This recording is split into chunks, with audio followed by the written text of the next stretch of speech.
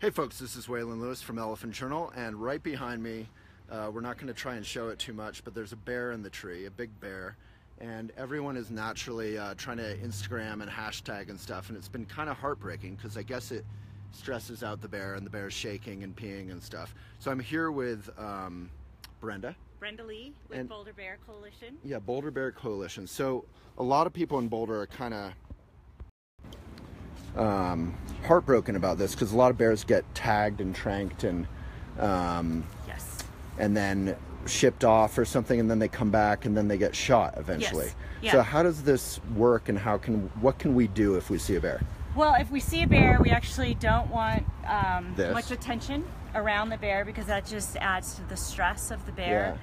And in this situation, this bear is very close to town, so it's not a good situation. Yeah, we're in for downtown. the bear. Yeah. Very close to downtown Boulder. And so what we don't want to do is... Guys, if you can keep your distance and not we take don't photos. want to add to the stress of the bear. And this bear is upset. It probably came down for trash. We believe this is one that's been getting into trash in businesses. So they're hungry. Mm-hmm. They're coming down for food. That's the thing.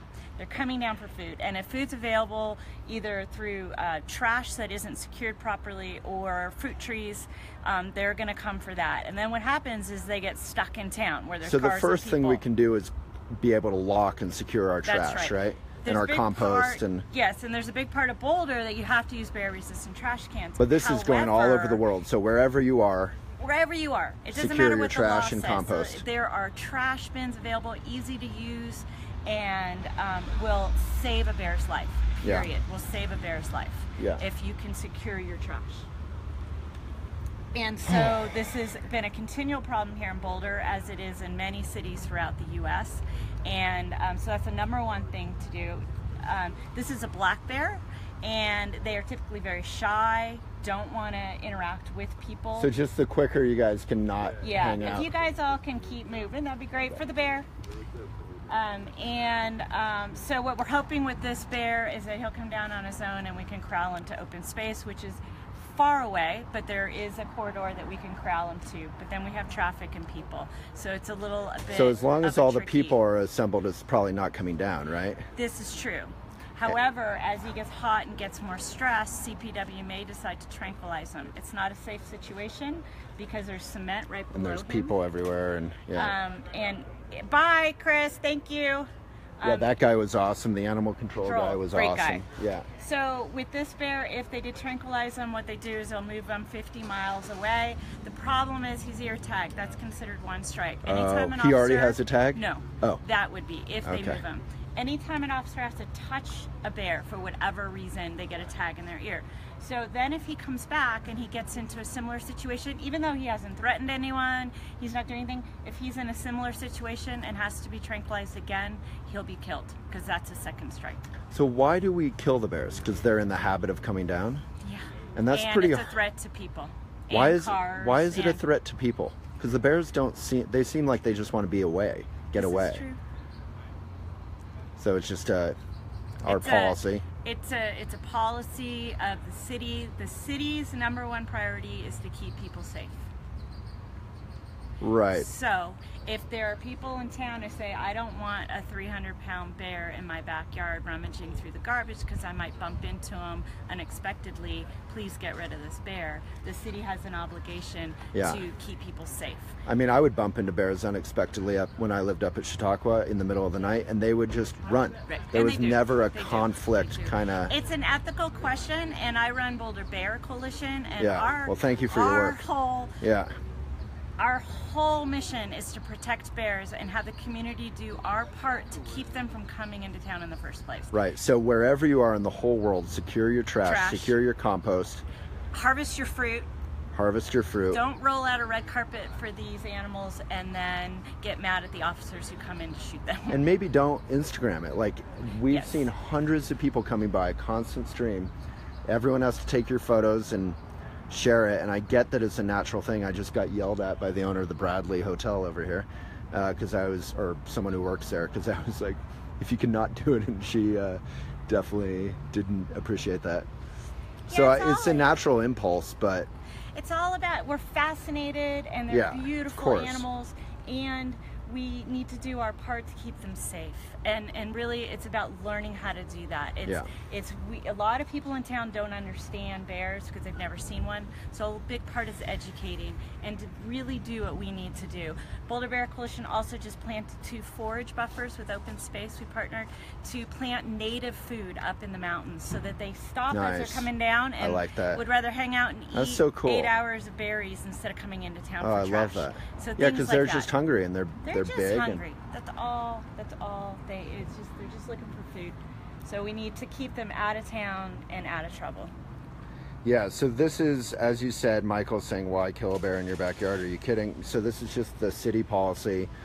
I'm sure there's lots of people. It's actually statewide policy. Statewide in Colorado. So people are concerned about their children or their dogs or whatever. The bears obviously are not very conflicty, but the same thing happens with mountain lions, right? And they will be a little more attacky. I don't think it's good for the bears or people to have a big animal like this in our neighborhoods. Yeah. So the bottom line is let's keep them where they need to be. And this bear up in the tree has been panicked and... Yeah, it's not good for him. And yeah. So it's just better all around to keep them out rather than fight the policy of why do they shoot them when they're here? Yes, it's a policy that But why can't they trank them and take them far away? It just doesn't work. They come back?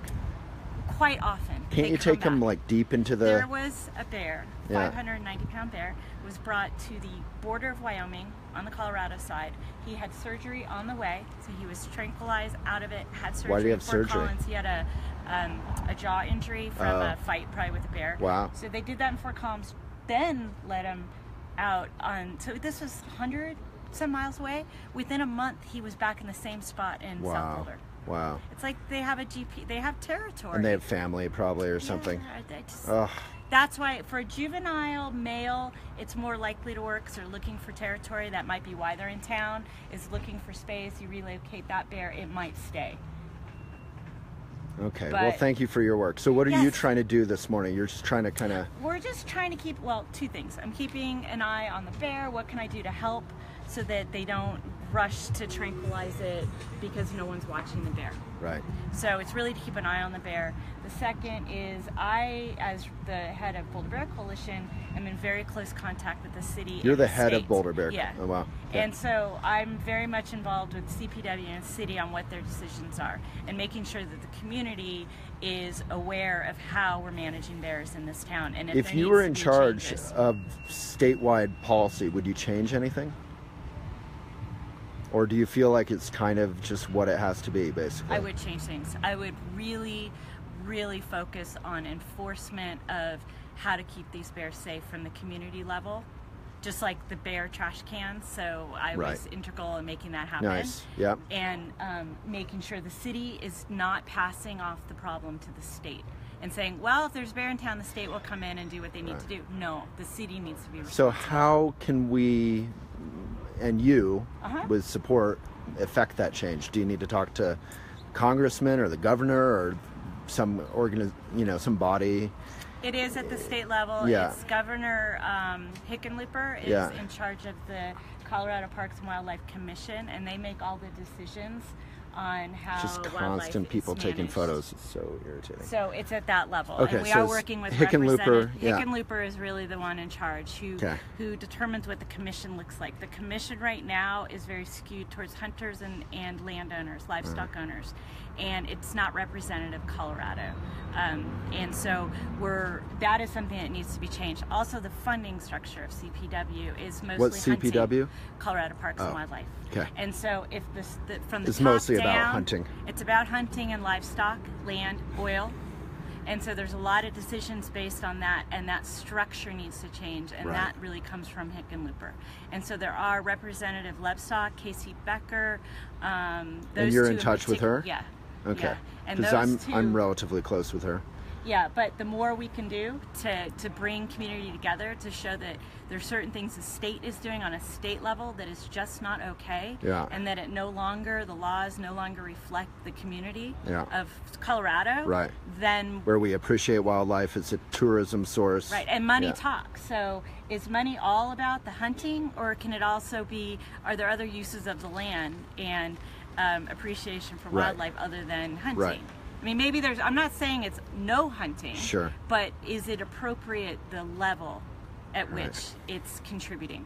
Okay. Well, thank you for your work. Yeah, it makes a lot of sense. I can, you know, I'm good friends with State Senator Steve Fenberg and Jared Polis, our congressman running for governor. And yes, so actually, I'm very interested in that anything race. We can do to...